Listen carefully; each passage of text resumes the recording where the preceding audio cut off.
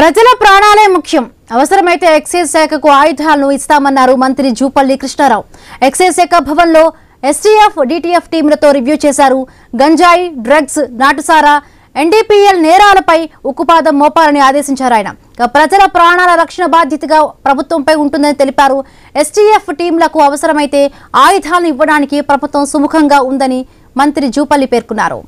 Right, మరిన్ని పూర్తి updates మా కరెస్పాండెంట్ ప్రవీణ్ అందిస్తారు. ప్రవీణ్, అయితే మొత్తం తొలగా చూసుకుంటే చెర్లపల్లి వాగ్దేవి కంపెనీ ఘటన తర్వాత మొత్తం తొలగా అయితే జూపల్లి కృష్ణారావు మొత్తం తొలగా ఆబ్కారీ శాఖ ఇటు ఎక్సైజ్ శాఖ పోలీసులతోని మొత్తం తొలగా కూడా సమావేశం నిర్వహించారు. సమీక్ష సమావేశంలో ప్రజల ప్రాణాలే ముఖ్యం, అవసరమైతే ఎక్సైజ్ శాఖకు ఆయుధాలు ఇస్తామంటూ కూడా ఘాటైన వ్యాఖ్యలు చేశారు. అదేవిధంగా గంజాయి, డ్రగ్స్, నాటుసారా, ఎఫ్డిఎల్ అయితే మొత్తం తొలగా నేరస్తుల పైన ఉక్కుపాదం మోపాలని ఆదేశించారు.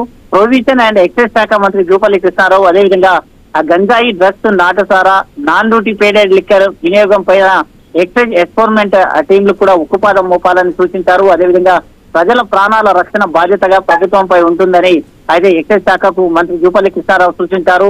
శనివారం ఎక్సైజ్ శాఖ భవనంలో సమావేశం ఏర్పాటు చేసినటువంటి enforcement and FTF and DTF enforcement టీంలతో మంత్రి జూపల్లి సమీక్ష నిర్వహించారు. ఈ సమావేశంలో మంత్రితో పాటు principal secretary Rizvi, excise commissioner Shri Harikiran తో పాటు ఎన్ఫోర్స్మెంట్ డైరెక్టర్ షనవాజీ కాసిం తో పాటు అడిషనల్ కమిషనర్ సయ్యద్ యాసిన్ కురేషిలు పాల్గొన్నారు.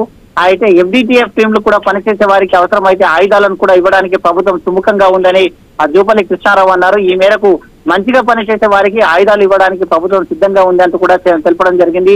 అయితే మంచిగా పనిచేసే వారిని గుర్తించి వారికి శిక్షణ ఇవ్వాలని మంత్రి ఆదేశించారు. నల్లబిల్లం తయారీ, అమ్మకాల వినియోగదారులపై పూర్తి స్థాయిలో అధ్యయనం చేసి ఎక్సైజ్ శాఖ పట్టుకున్న నల్లబిల్లాన్ని రైతులకు సేంద్రియ ఎరువు తయారు చేయడానికి అవసరమైన మార్గదర్శకాలు కూడా తయారు చేయాలంటూ సూచనలు చేసిన నేపథ్యంలో మొత్తం తొలగా ఈ రోజు ఈ యొక్క సమీక్ష నిర్వహించడంతో పాటు ఇటు ఎక్సైజ్ శాఖ మొత్తం తొలగా కూడా అయితే మనం చూసుకున్నటువంటి చెర్లపల్లి ఘటన ఏదైతే ఉందో ఆ ఘటనలు పునరావృతం కాకుండా మొత్తం తొలగా కూడా ఆ ఎక్సైజ్ శాఖ డిపార్ట్మెంట్ మొత్తం తొలగా పనిచేయాలంటూ కూడా మంత్రి జూపల్లి కృష్ణారావు ఆదేశించినట్టుగా తెలుస్తుంది. Right, thank you Praveen, thanks for the updates. రైతులకు